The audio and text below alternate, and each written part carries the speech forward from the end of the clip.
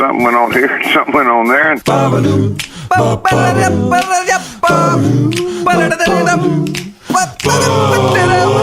Tonight on TNT, we review the iPhone 6 launch. We play Two Truths and a Lie. And we revisit some classic Canadian commercials in a game called Canadian 80s. Coming up right now on TNT.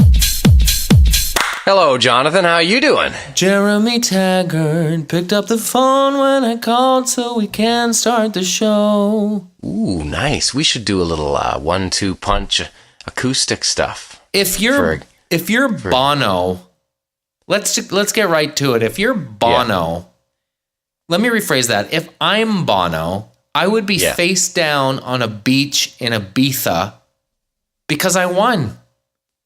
What's wrong with tapping out? What's wrong with selling a squillion records, taking the money and running and laughing your way into the sunset? I think it's the classic example of number one, fame. Bono loves his fame. Number two, money. Those guys roll hard, like that beach in Ibiza. They do. The beach in Ibiza usually comes with the big yacht, and then when they go to a city, even if it's like more Bono and I guess Edge, but if they go to a city, it's like it's a floor of a hotel they got to take out, and it's just there's so much money going on. Houses around the world, they're Bono vision rolling on just a monthly nut that we can't even bear to imagine.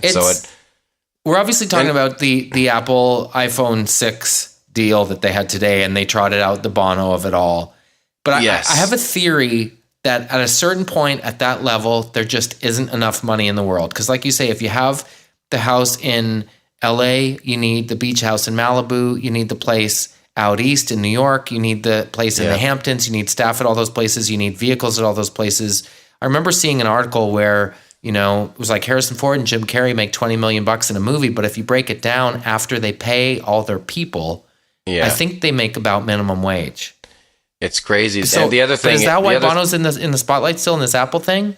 Well, yeah, they do. When U2 tour, they do the big show where I know they've tried to break it down and make more money, but like they have done in the past, like from Achtung Baby to the Pop Mart tour, where they're like breaking even on these massive shows. By the way, Achtung Baby I get, Pop I didn't get. Yeah, well, I'm just saying the bigger the just trying to fill a stadium, having a big show along with it, they just spend a lot of money with making it. So I think it's just that roller coaster at that point again, where they probably need to turn the wheel again and get the cash flow going. But again. Why can't they just play a Bonnaroo every year, keep your overhead down, just do a few festivals in the summer?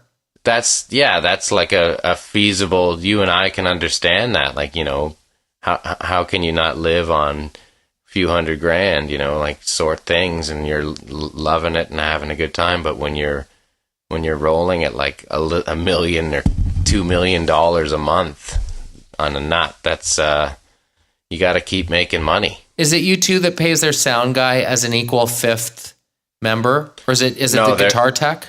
No, it's their manager, Paul McGuinness. He makes equal. Yeah, well, I think he's stepped down or something like that. Yeah, because he was smart. He tapped out. Yeah, exactly. But I mean, those guys, I don't know. I mean, I can't fathom that kind of lifestyle. Just it's hard enough for me to kind of keep my stomach when I'm in Los Angeles and I see how big the houses are with the cars and just the multiple the mass amount of bling that's going on every level, from clothes to everything inside the house. It's just ridiculous. It's just I don't know how you can I love the stars that drive their Lamborghinis to lunch at the Ivy and then complain about the paparazzi. Get a ladder, move to Idaho, and shut your mouth. Oh, there. And so U2 they gave their new album for free on iTunes. So that's like a guaranteed way for Bono to get a number one record. So, I mean, that's not about the dough then? Or did iTunes pay an outrageous amount to them? It's about the promo, not the dough. Right. The promo dollars of rolling out with Apple. Think about that. Like just how many more optimum hits you get with your brand when you're going out with Apple on your deal. Like you're part of the great stuff. It's the S and the S Plus or whatever it is, the iPhone 6 coming out with the bigger 6S or whatever, but then they have a free U2 album and they also have a watch, whatever the hell that is, right. An iWatch. You imagine the iWatch? Did you see this thing? No. It's basically a watch that has all the ideas of what your iPad can do or whatever, all the little things from email to Skype. Wow. I can't imagine the hipsters now with the iWatch. I'm punching the air just thinking about it. I know. Corporateness and what have you. Speaking of hipsters. It's funny. It's like hipsters are like, they're largely, the whole thing is trying to be different, and yet like Apple, it couldn't be more the same of everybody. Yet they all want it, and yet I don't understand how they somehow still can reach out to the hipsters. I've been eligible for upgrades over the last several years, and I've given them all to my wife, who loses her phone, I'm going to say conservatively, on a weekly basis. So I'm still rocking an iPhone 4. When they were talking about the 6, the rumor was it was going to be solar charging. Was that part of the announcement? Yeah, I didn't hear anything about that. I heard the 6S, the bigger one, has an extra battery option. So I didn't hear anything about wireless battery. I thought that was going to be an option. Crazy. But, alas, no, it's just Bono. Hey, I figured something out, speaking of hipsters, and I don't think I'm wrong. It is reminiscent of the but it do it, jabba do it, Ray Parker Jr. Ghostbusters lawsuit. Yeah. Have you heard this Sam Smith song, Stay With Me? Yes, we actually, I noticed this on Twitter that you had a tweet, and I just tweeted the same exact thing of like the fact that it's I Won't Back Down, but slower it's and just more mellow. It's the same song. Yeah, no, I know. This isn't the first time where Tom Petty has been stung by a band. Well, wait 1 second. Did you tweet that independently of me, or did you? I actually tweeted, "Hey Sam Smith, I liked Stay With Me the first time when it was Tom Petty and the Heartbreak." Tom Petty and yes, exactly. Pretty much what you worded. Yes. Today? No, like 2 weeks ago when I heard the song, I was like, God, I can't stand it. I think it was the day after the Grammys or whatever it was. Oh, that's really funny. I had no idea. I certainly wouldn't have jacked your sentiment, but it's so blatantly obvious. It is. And it's just, I think that seems to be the thing these days, is people will hear a tinge of something familiar from the past, and it becomes, oh yeah, that's cool. Like that Lana Del Rey song, The West Coast, like the big hook in it is pretty much Edge of 17 by Stevie Nicks. So where does inspired by become flagrantly stealing? Well, I remember Tom Petty, because it was at the Last Dance with Mary Jane song, and the Chili Peppers pretty much copied it exact.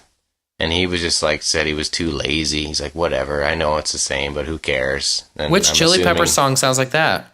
It's that sabadooba dabadooba zibadooba dabadooba. Yeah.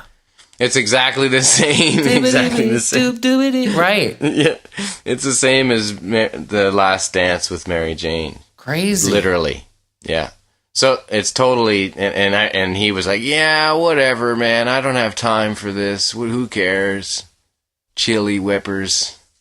You bunch of chili whippers. Hey, we have a lot to talk about today on TNT. Let's take a break and we'll get right into it.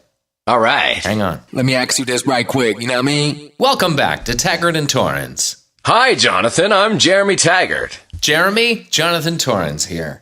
I'm really excited for this game. Me too. My wife and I played it on our first date, and it's a great get-to-know-me icebreaker. It's called Two Truths and a Lie. And the way it works, it's very simple. You read 3 statements. 2 of them are true. 1 of them is a lie. Love it. How do you feel about your 2 truths and a lies that you've prepared? I feel pretty good about them. I've prepared enough that they have story, and they also have good selection, and they're all believable. Okay. Who's going first? Since you brought the wonderful game into the TNT frame, let's let you go first. Okay. My first concert was Charlie Pride. I took ballroom dancing for 2 years. I have the Jonovision logo tattooed on my ankle. Okay. My first concert was Charlie Pride. I took ballroom dancing for 2 years. I have the Jonovision logo tattooed on my ankle. And only one of these is a lie. 2 truths and a lie. I'm gonna guess that the tattoo is the lie. That's correct. Nice. I don't have the Jonovision logo tattooed on my ankle. My first concert was Charlie Pride at the Sherwood Sportsplex in 1979. I snuck in through the Zamboni door. Nice. In time to hear the crystal chandelier lights up the paintings on the wall. And I did take ballroom dancing for 2 years in junior high. It was one of those we need more guys things. And I figured if they need more guys, there must be a lot of girls there looking for dance partners. And it worked out for you, didn't it? It worked out okay. I had really big feet and narrow ankles. Not 2 left ones or anything, but it worked out okay. It was okay. Yeah. You didn't meet too many nice ladies. Well, it didn't steer me in a different career path, that's for sure. Yeah, not like our boy Mario Lopez. I mean, I kind of misfired socially on a couple of things. One is I started playing classical guitar when I was 5 or 6, and nobody wants to sit around and listen to Andante Allegro. Yeah, no, they don't. And ballroom dancing is kind of nerdy too. I should have taken hip hop. And what are the cool instruments that kids play? Like the harmonica. The drums, dude. Yeah, I know, the drums. Yeah. But you kind of had that going. You even had, I guess you felt like, I've been there, done that with the drums. But you can't sit around the campfire and play the drums. What do you think the cavemen did? That's all they did. I suppose that's true. You ever been to Africa, bud? And they could wheel birds, the cavemen. Yeah, man. Like you go anywhere where they have campfires, there's eventually guys hitting drums if it's culturally there long enough. I suppose that's true. Yeah, for sure. In a good Places way. like Africa and Port Hope. Yeah, exactly. Hey, let me give you my all right, hit me. 2 truths and 1 lie. All right, hit me. I've met Neil Young. I've met Bob Dylan. I've met Mick Jagger. Wow, only one of those is a lie. Only one of those is a lie. That's really impressive. I've met Neil Young. I've met Bob Dylan. I've met Mick Jagger. Neil Young and Mick Jagger somehow are more plausible to me. I'm going to say Dylan is the lie.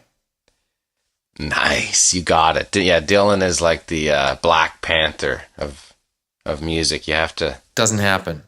Just rare, very rare. But Neil Young is pretty rare. And I've met him a couple times. Where did you meet Neil Young? First time was a film festival party, I think at Much Music. Elliot Roberts was there, and I'm well versed on Neil Young enough to know enough about what Elliot Roberts to think that was cool enough to meet Elliot Roberts. So I started talking to Elliot Roberts about anything and just respecting him, and just thought he was just amazing. The fact that he was part of that culture of people that kind of cultivated these artists like, Crosby, Stills, Nash and Young and Joni Mitchell and all these people with David Geffen, just doing all that amazing actual work with artists and developing them and helping each other. Just really cool stuff. So I started talking to him about that, and he was cool enough to go to Neil and bring Neil over to the conversation, which was a great way to get in with somebody if you can get through like the gatekeeper of all, and that would be Elliot Roberts. So Elliot was like, "Hey Neil, come on over and meet this guy." And we were talking for a couple, I don't know, 20 minutes or so, and it was just really exactly who you thought he would be. And I think a month or two later, we played that Live 8 show in Toronto, and he was there. And did he remember you? Yeah, he remembered me, and I got to actually stand on stage and sing "Rockin' in the Free World" and "Oh Canada" with him. I think they did like an encore, everybody sing along kind of deal. So what it was do you talk about with Neil Young? You just hang out, you just enjoy stuff. You don't flood people like that with questions, So it wasn't like the Chris Farley show. Yeah, which is brilliant. Remember that? You're awesome. Remember this?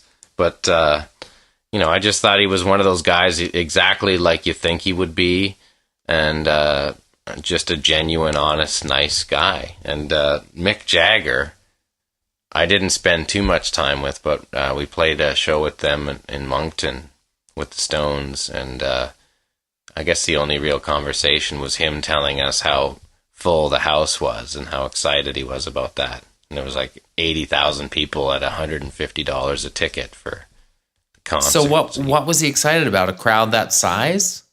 Yeah, he was just thinking of the dollars, man. He's like, nice house out there, isn't it? Just like, look at the people, it's just the dollar signs. So did he do that as a drive-by shouting when he's walking past your dressing room? Well, no, they kind of, as they do they do very rarely do meet and greets or anything, but if they do, they just kind of walk through the room, say hi, quick little chat as they're walking by, quick couple pictures, boom, and they're kind of out the door. And were there any weird, there's Charlie's English breakfast tea, or did you get to see their rider? No, they came from they came from their dressing rooms, but I heard hilarious stories of how Keith just has grilled cheese and tomato sandwiches, that's his staple. That's it. When he's just that he and whatever else that he ingests. Charlie, I spoke to Charlie about jazz and drummers and stuff. He was amazing. It was really cool to chat with him. But Mick was just kind of all business, just as you'd think. Really frail. Looks like Lovey Howell or something from Gilligan's Island. But man, he can shake it. Yeah, no, for sure. They did have the slope stage though, so they kind of had to move to the front. I'm not kidding. That's not a joke. When I interviewed Ellen Page a few years ago for on the Q CBC radio show, and I've known Ellen for a long time. I met her when she was a kid working on Pit Pony, and then she was in Trailer Park Boys, of course, briefly as Jim Leahy's daughter. So I've known her for a long time and get to ask questions that you've always kind of wondered. This was just after her Oscar run for the movie Juno. Mm-hmm. So I was saying, is it weird when you're suddenly thrust into this galaxy where you're Johnny Depp's and you're, the biggest stars in the world? I can't remember who was gunning for Oscar glory that year, but there was some Julia Robertses and Crazy. A couple of Denzel's. Yeah. And I said, is that weird? Do you ever stop having the running monologue in your head this is so weird, that's Denzel? And she said the really weird thing is when it stops being weird and then it's just morning, Johnny. Can you pass me a piece of muffin, Denzel? And it's just life. So when you were chatting with Neil Young, did that monologue ever stop? Or is there always a little part of you that's oh man, this is Neil Young. It's so weird. It's so freaky. It's so trippy. Yeah, no, it's totally that exactly, where you're kind of trying to just maintain yourself while you're having a conversation with them. And I'm sure that it's out in their mind too. I mean, I'm not going to say I'm Bill Clinton and can keep a conversation and they were all intrigued, but I mean, it just felt like it was a kind of a slightly normal conversation, and that's why I liked it. That's why I think it was cool. I think I got to do the same thing with Elvin Jones, who just was kind of iconic and legendary to me, as well as just not just an influence, but just one of those handful of people in history that just kind of took things to a whole new level. I'm sure if you met somebody that you really just thought dominated, like a Bill Clinton or something in terms of conversation, but just to kind of dig inside of their brain and see what happens. But I've had many conversations, and I did have the opportunity with Elvin to just talk about stuff and see what makes them tick. And I think when they're really genuine and really real, it just makes them so much cooler, because they're in, like you said, that element where the superstars are just normal, they're friends and peers, but they're still nice and not like shut off and guarded, you know? Well, and it's obviously on a very different scale, but the very last thing I want to do is sit around and talk to people about what I do and how I do it and what the process is and what that feels like. Yeah. I've made that mistake before when I've met people that I really admire out of genuine sincerity, trying to kind of get an understanding of how they're able to do what they do. I did that with Gord Downey when I met him. I was kind of fan dude-ish, and it's really not my nature, but I just think he's such a riveting live performer. And I guess I was kind of genuinely keenly curious to find out what his process was. Like he has such peculiar moves on stage, as you know. I was like, so do you find a move that works and kind of do that for a few shows and then find something else, or are those kind of signature moves that you do all the time? Like, how does that work? And he kind of wasn't into it, and I don't blame him. Yeah, I could see that. I don't blame him at all, because it was A, none of my business, and B, a dumb question, and C, well, he wouldn't know what to tell. Yeah, he wouldn't know how to answer that, right? He'd be like, I don't know, right? I just, whatever happens kind of happens. Yeah. In a sense. And so it's more fruitful when you don't even cross that celebrity barrier. Yeah, right? Before I say that. Before we get to the next one, I had a similar experience with Garth Hudson. I was hoping you were going to say Brooks. Yeah, right. From Chris the band. Gaines.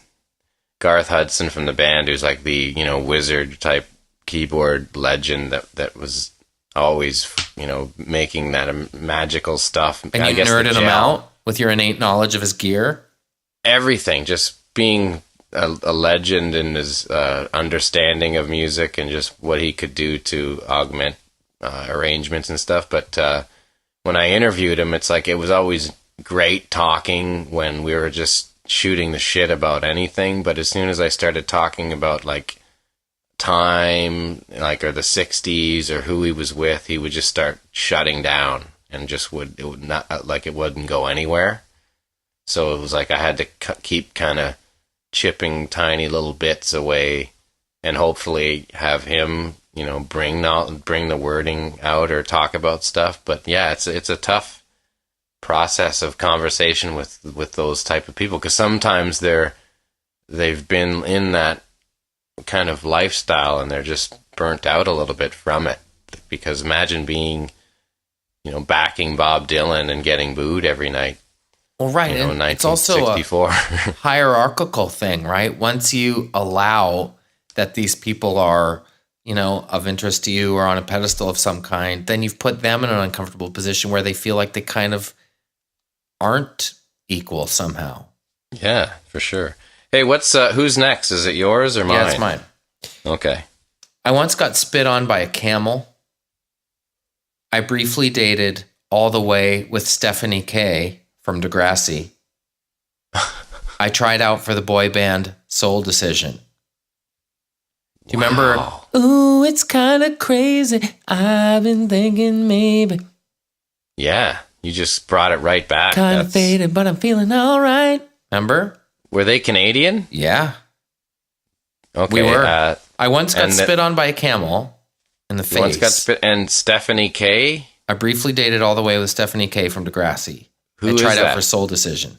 Which one is Stephanie K? Remember, Stephanie K was the girl that wore like heinous Christmas sweaters at home.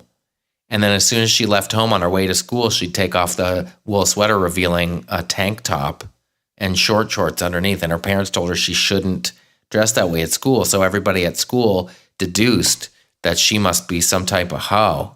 What? And so it started spreading around the school that you could go all the way with Stephanie K. But I think it was Degrassi Junior High. Yeah, no, I remember now. I know what you're talking about. But so I'm gonna say the lie is the Soul Decision. and the other 2 happened. What do you think? Do you know what I did? What? I did 1 truth and 2 lies. You did? Yeah. Oh, you mixed it up Yeah, you did. flipped it. There's only 1 truth in there. Oh, okay, and that was the first thing you said. Got spit on by a camel, yeah. Yeah, of course you got spit on. Well, I botched that. Of course you got spit on a camp. In 1980-something, the circus came to Sherwood, Prince Edward Island. Oh. And I lived in the backyard of the field where the circus was. So I got up really close to the camels as they were grazing. Ugh. And a camel can spit, I think it's upwards of 70 miles an hour. And my head went back like JFK. Like this thing burned.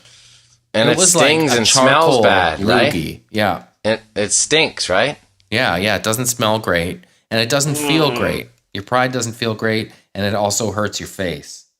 That's almost like when the guys threw the mustard ham sandwich at my dad from the van window. One day we were walking to baseball to go pitch, like practice in Toronto, and like when we lived in Weston Road. And someone threw a sandwich at him? These 2 punk asses were going like 80 kilometers an hour up the hill on Weston Road and like fired a sandwich out of the van and hit my dad in the face with a sandwich. And like the mustard and mayonnaise was like all up in his eyes. And he was fucking raging. He was losing his fucking mind. He was screaming, calling them warmongers. Where are those fucking warmongers? He's like getting my brother to try and get the car to go chase after them. And he got in the car and fucking I could hear him ripping around the neighborhood, like going crazy, and couldn't find them. And we knew who it was, but we didn't want to tell him because we knew that he would fucking lose it and maybe kill them.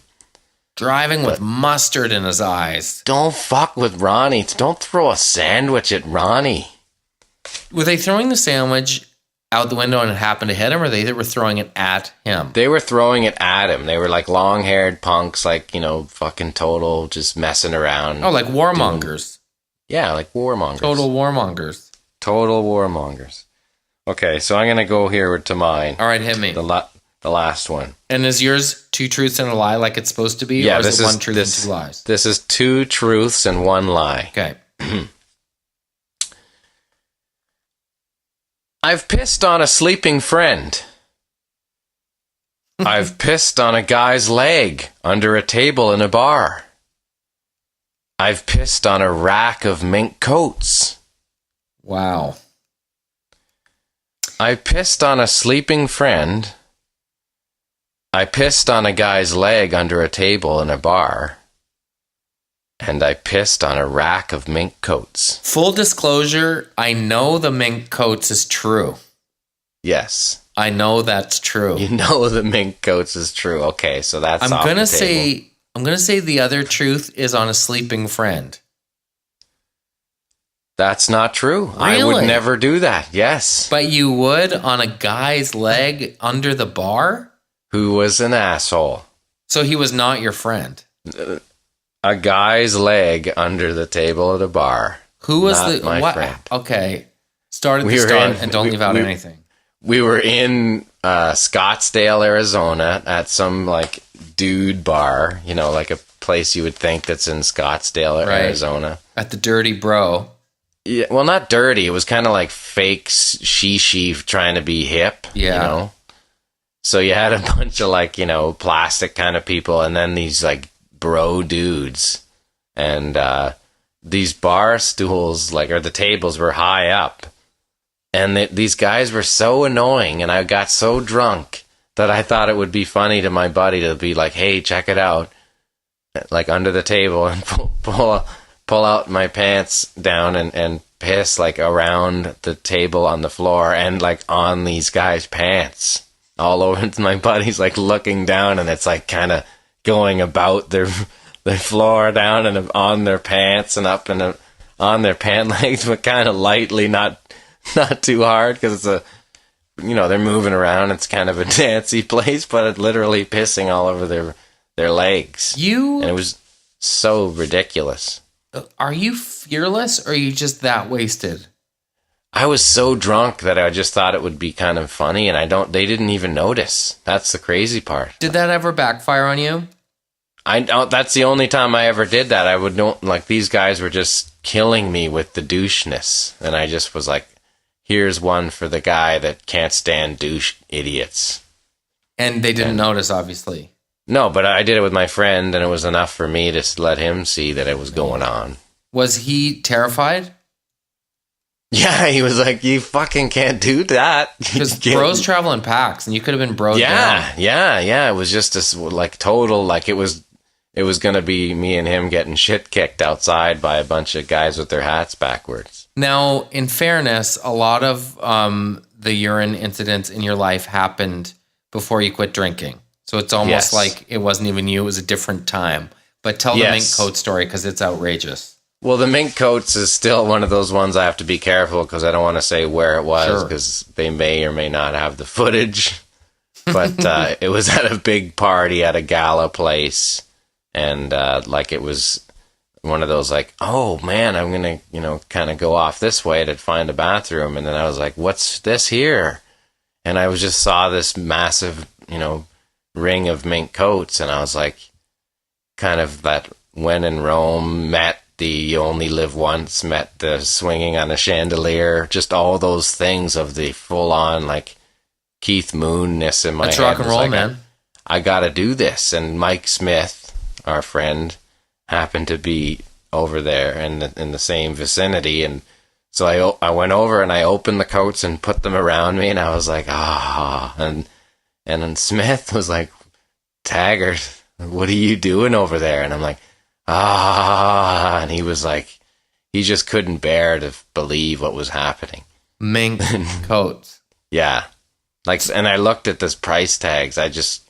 They were all like over $15,000 a piece. Wow. It's insanity. I'm going to have to say this was in Los Angeles just to keep it real. Sure. Yeah. And people who bought the coats would probably think that it was aromatically authentic. Yeah, these smell like they just came from the place, the Trappers. Trapper John MD, Trapper Don JT. Have you ever old school trashed a hotel room? Only if I had a reason to. I never trashed a room other than like parties that were crazy, that where like I had bad service to warrant some reasoning, but. I remember one time we destroyed a few closets, and that kind of became like a thing, wrecking closets. Like you do chin-ups on the bar to deliberately break it? It would be like to the point of like doing like fake like karate classes, like practicing karate chops into the, going right through the doors. I remember stupid. I remember one night in Montreal. We with again, like it's always with those guys, the Trailer Park Boys were there, Rob, JP and Mike, and we were, those like little kind of slanted doors where they have like the 50 little pieces of wood you can see through them. Yeah, like louvers. Yeah, we were like smashing through. Yeah, kind of like on the back of a Smokey and the Bandit Trans Am. Yeah, and my friend Alex was doing this bit where it was like, what do you think you're doing? And it'd be like he would go behind the thing and then we would break them and then he would like say something like to reveal himself like it was a skit. And then it just got to the point where he had to do it over and over, and we ended up like trying to fix the blinded like the wood by like shitty glue and using like Baileys to match the color back. Oh my god. It was pathetic, but it was just enough to get it fixed, so you could check out and maybe a day or two you get away with it. Hotel security guard must be a really thankless job. Oh yeah. Yes. Yeah.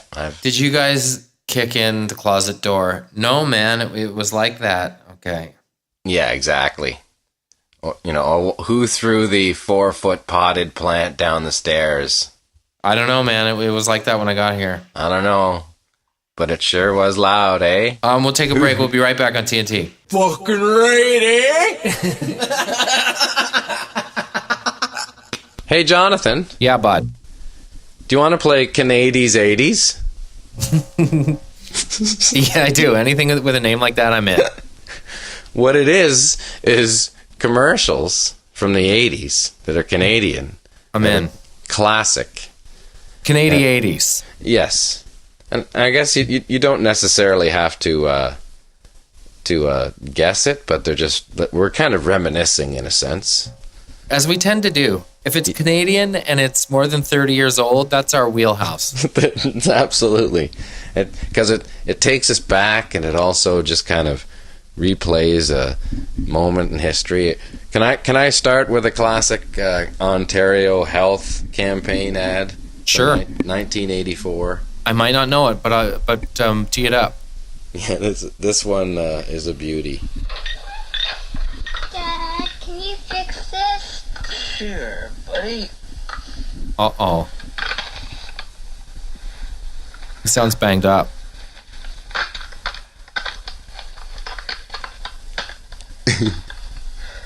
Not so good. Go to bed. Now! Are you sure you're drinking? What's wrong with the old man? He's a little bit banged up, and the kid tries to bring a toy to him, a toy car to fix, and he's all excited to do it. And it's basically a Dukes of Hazzard car with those little two prongs that are very simple to put the wheel onto. Uh-oh.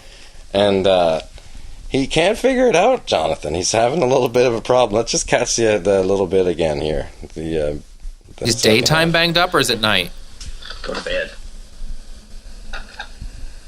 Now! Are you sure your drinking isn't hurting? He turns on him. He really turns, gives him a real heel turn all of a sudden towards the end. The kid is just traumatized. He has the car back in his hands, and the wheel is not on it still, and he's going to bed.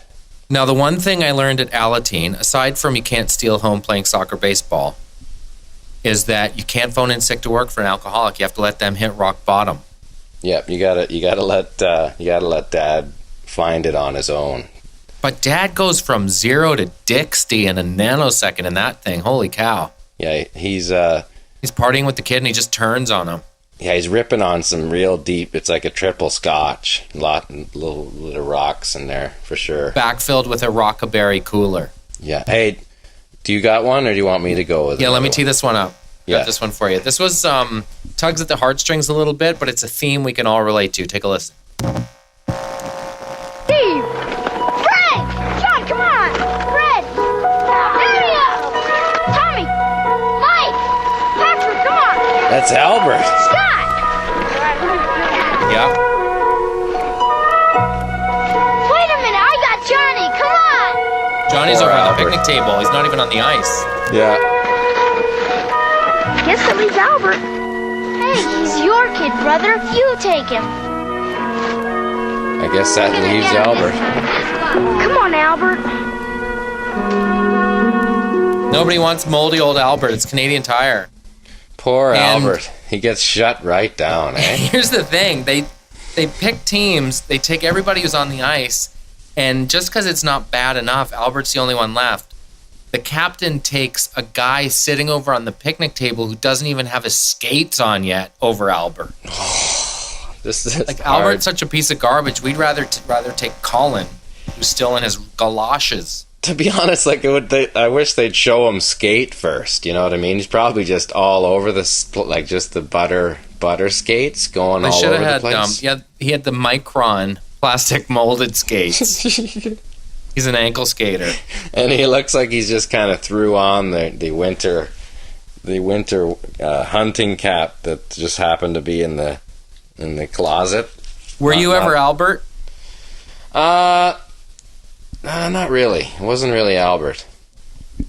I wasn't Albert, but I let's move to mine. This is a classic eggs commercial from 1987. I think you might remember this one, John. This is a classic right here. Dinner time. That stupid whip person comes along and he goes, "Is this the way you want to do it?" Breakfast for dinner. Eggs, dear. After a hard day, over easy. Do you remember that one? No. The raging dad coming home from work, talking about everybody at work, giving it to him, and then all of a sudden she throws down some eggs and he's all set. Happy as a clam. There's a common theme in your commercials so far. What's that? Angry dad getting talked down from the ledge. Yeah, I think it's because I can see it in the house of the raging pops. And I wish I could have been at that meeting where someone was like, here's the creative I'm thinking. You know, eggs, they're soothing, they're delicious. Here's what I'm thinking. A guy comes home, he's not that happy, then he gets some eggs and he's happy. Who is the person sitting across from him that went, I'll sign on that. That sounds wonderful. Well, I mean, we know how ad campaign creativity rooms can be. I've done a couple music commercials in my time, and I've been in those situations where it's like, but we were just starting talking about it, and it's already done, and get moving Signed, on. sealed, delivered. Because the ad industry is at a weird time in its history because nobody watches commercials anymore, of course. Totally. So they actually go back and retroactively frame paint in product placement in some of your favorite old sitcoms. So there might be a Domino's pizza on the coffee table in the Friends living room that wasn't actually there when they shot it. It's wild.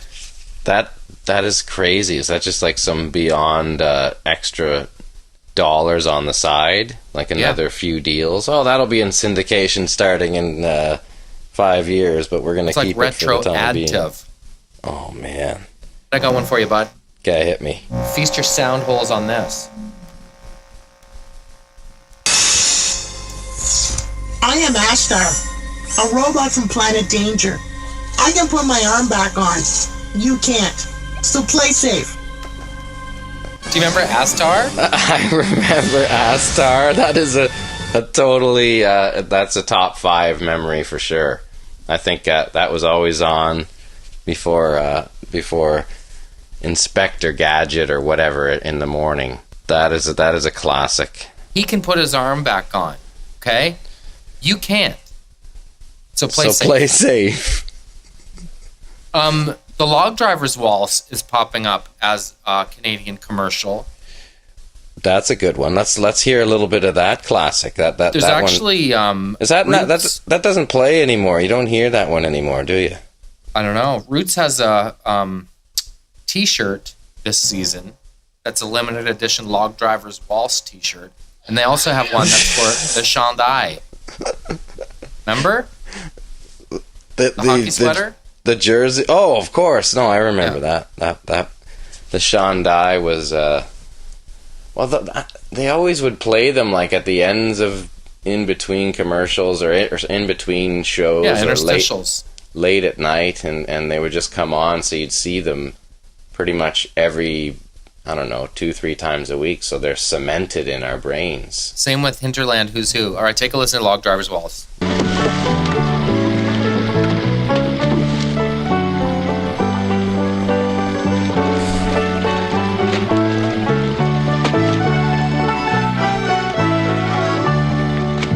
If you ask any girl from the parish around what pleases her most from her head to her toes, she'll say, I'm not sure that it's business of yours, but I do like to waltz with a log driver, for he goes burning down and down. What a jam. That's where the log driver learns to step lightly. It's a great jam. I think that's one of those songs you might hear like when you're on your way out, when you're dying.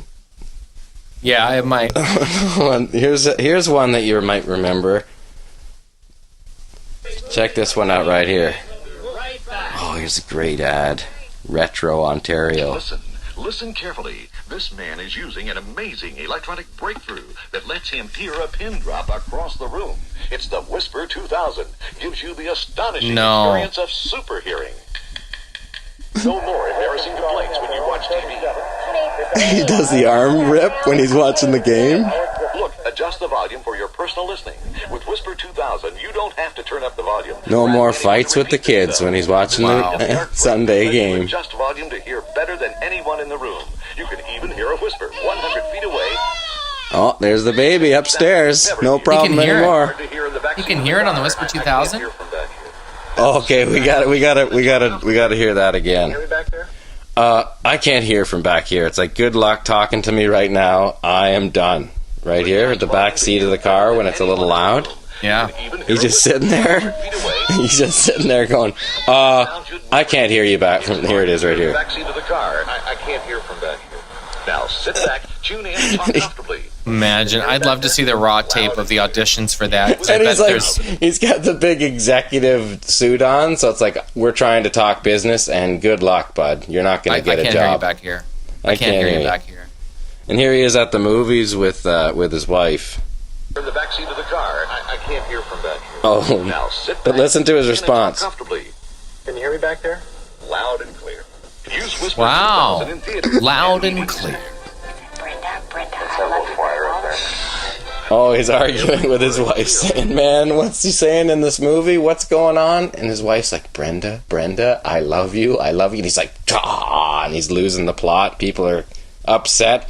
And then he has the 2000 on, and he's actually in the theater with headphones watching the film. And this is all pitching this thing. The human ear. Outside in the woods. Oh my God! Okay, the guy in the woods.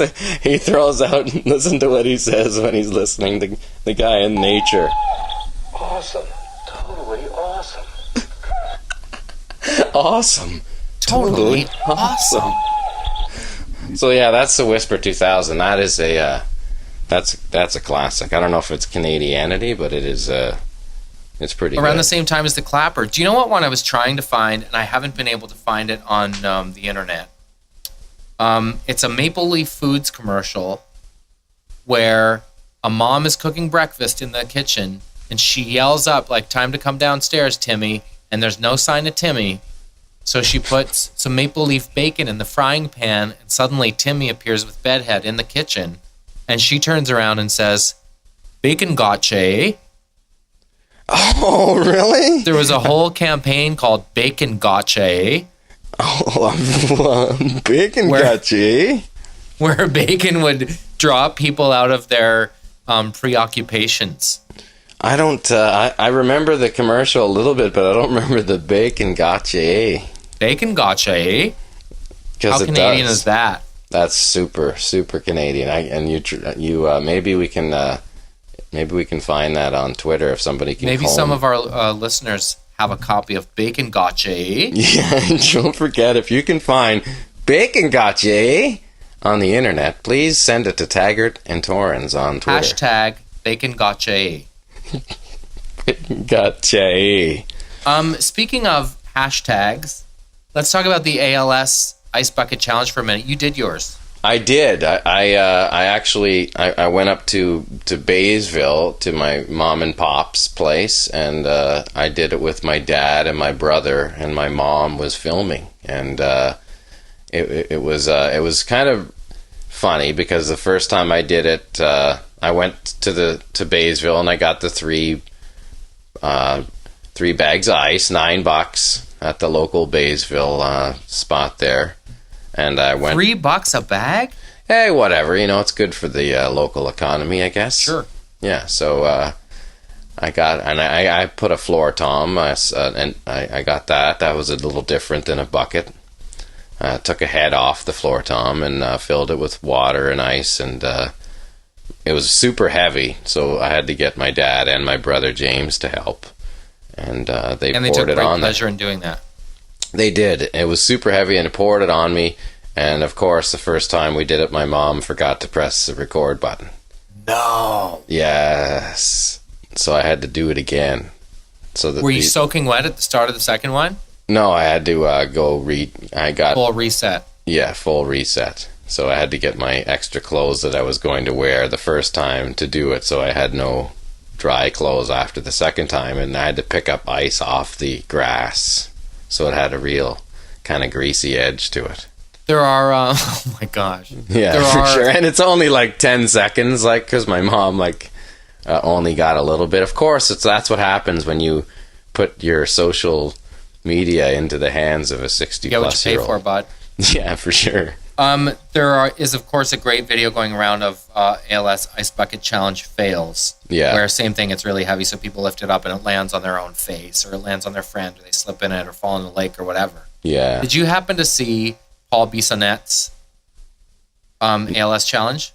Didn't he do it from like a helicopter or something ridiculous? He chartered a helicopter and got it to drop glacier water on him as he was standing on top of a mountain. You can't help but think that had he taken the money it cost to do it and just donated it to ALS, they might have been able to cure the thing. Yeah. It was obviously really entertaining, and he's funny. Yeah, he likes to take it to the hilt. Yeah. As they do. The good old NHL boys like to party. Yeah, they do. Like to get banged up. Sorry, guess go what? ahead. Speaking of Canadianity in the 80s, yes. I told you I pried my wallet open and got a ticket to the Oilers home opener. It's Battle of Alberta against the Flames. Awesome. It's 1984 night. No. The entire team, like from Lee Fogelin to Randy Gregg, will be in attendance. Come on. Dave Semenko, Yari Curry, No Wayne way. Gretzky, Grant Fuhr, Andy Moog. Apparently the whole team's going. I might have to come out there. Charlie Huddy. That's crazy. There's going to be the Battle of Alberta. There's going to be a party going on, man. Like You're not kidding. hardcore. Those guys partied more than anybody. Now that they're going to go around, somebody might flatline for a few minutes. Yeah. It's oil country, bud. That is gonna. Are you all singing, all dancing? Are you all set? Oh yeah. Well, I went on the StubHub, and it wasn't cheap, but by gum, I've never seen a game at Rexall, so I wanted it to be great seats. So I'm 3 rows behind the Oilers bench. Yeah. And going with my buddy Cody, and the seats are great. And I've been chatting with some of the Oilers administration folks, and sounds like gonna get the whole deal. Tour, and we get to meet all the folks. We have to report this. If I can't get on that flight, you'll have to have a full report for the show. Okay, deal. Do you ever go to Leafs games? Because those are pricey, right? They are. I tried to get to a game once in a while, but it's busy with 3 kids, and like you said, it's like $500 to take the kids to go to a hockey game. So it's a lot. It's just you have to think twice about it, just with the realities of putting kids in school and roof on the house and all that stuff. I try to get to 1 or 2, but it's a grind on all fronts and expensive. So you could literally buy a great TV instead of going to one game. Right. I think we're just going to not go to 2 games and get a 60-inch TV and put it in the basement. Well. Yeah. Might as well, or 110er. Yeah, 100. Well, that's if you're getting golds. Well, 110-inch TV is isn't it like $100,000? No, are they? Are they that much? Oh, because it's the extra 10. No, now it's those big curved ones. Have you seen those? Yeah. Those ones are like $100,000. Man, who has a Hyundai to drop on a TV? The same guy who has a Millie to throw on a car. I guess so. And the same guy who has a Billy to throw down on a sports team. I guess so. Or 2 Those Billy. guys. 2 Billy for the Cavs. Let's go Halfers, bud. Let's go Halfers. Let's take a break and come back on TNT. Peace. Where's my beer chair? Well, hello there, JT. How's it going, Jeremy? Pretty good. I saw something funny at the beginning of Tiff here in Toronto. What's that now? The Tim and Eric show. Have you heard of that? Oh, great. Yeah, of course. Yeah, and Dr. Steve Brule. Have you heard of him? I have. The great John C. Reilly. I was a friend of mine, JP Hassan, who's JP Incorporated on Twitter, and a famous, in my mind, he should be famous. He's hilarious, but a great comedian in his own right from Seattle, now lives in Los Angeles. Anyway, JP hooked me up with tickets to the show, and I got to see John C. Reilly just kill it. I just thought it was incredible to see him perform in this character, and just the depth of his acting and humor, and it was a great thing to see. And it was just a a nice thing, because I'm not a huge Tiff guy, but like it was kind of like the cooler version of what Tiff can be, I guess. I'm not a huge Tiff guy either, and normally I find it a place where people gather to look over each other's shoulders at who might be better to talk to in the room. For sure. But someone like John C. Reilly, that's an evening well spent. I had it in my mind that he was a dramatic actor. But I know in recent years, like Step Brothers and what have you, he's done comedic stuff. But didn't he start as heavy-duty drama guy? Well, he can do both, yeah. I mean, I remember he was a great character in Magnolia. Remember he was the cop that's lost his gun, I think he was. Oh, yeah. He was in Boogie Nights, right? Yeah, he has like a great character actor, just and completely not what you'd think would be a funny guy. But although I saw a quote from Steve Carell today at TIFF, who was saying comedy and drama are the stars are a lot more aligned than you might assume, and I actually prepare for a role the same way. It doesn't matter if it's comedy or drama. Yeah, and you're seeing that with the that Rosewater movie that Jon Stewart directed. His debut is like getting the rave reviews, and it's completely the opposite of what you would think from someone who's started as a comedian. Jon Stewart, for sure. I mean, he's we all love to see him spin things, but and have him talk about stuff. But just the fact that he's jumping behind the camera and killing it first time out with that Rosewater movie is pretty impressive. Smart guy, and obviously a great storyteller. And an Powerful old buddy, man. a good old pal. I used to chat with him on the phone and hang out with him back when he was doing his own show. I remember he used to tell me stories about like sitting in his office and hearing a ball getting bounced off the wall because he had an office in Tribeca, and it was De Niro just sitting in his office, bored, bouncing a ball against the wall. How did you and Jon Stewart ever meet? We did the Jon Stewart show when he was on Fox back in the day, this was like 95 or something like that. And then he was just a big music fan. He came and saw us. I think we played at CBGB's, and we just kind of kept in touch. I remember I went to a bar with him and D.B. Sweeney, remember that actor? Of course.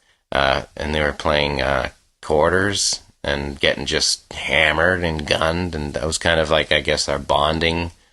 In a sense, the seeing him get completely wasted and just kind of keeping in touch. And he eventually came up and hosted an event for Our Lady Peace, like a radio show across the country. And crazy. He was really good to us and always was receptive when we asked for stuff as well. So I hope to see him again one day and say, hey, how's it going? Because I know Jon Stewart from Stewiacke, Nova Scotia, but I think it's a different one. Yeah, I would say probably, right? Yeah. Jeepers. Jon Stewart is a... Well, it's Andrea's cousin. Oh, yeah? Yeah. Do you know that one? No. Well, Andrea, now she would be the second cousin of your Uncle Kyle's wife, Teresa. Now I'm really in this one. That's how maritime conversations go. Every single time? It's just everybody's related? Yeah. Where are you from? Dartmouth. Oh, wow. Yeah, but where's your father from? Well, he was from Sydney. Did he live near the Home Hardware? Yes, he did. Oh, so he must know Tim. Yeah. Yeah, but the thing about it is they eventually start tracking down and knowing somebody that you know. Here's my pitch, though. It's a documentary called Hello, We're Jon Stewart, where you fly in all the Jon Stewarts from North America, get them together in an arena, because there's probably that many of them. Yeah. And they have nothing in common except the most intimate thing about you, which is your name. That's good stuff. I get the sense. I think you're saying that, but I think you don't think that. I'm saying let's wrap this up on the TNT this week, because that was a great episode, wasn't it? Hey, it's always a pleasure chatting, bud, and I look forward to talking to you again next week. I'll talk to you soon, JT.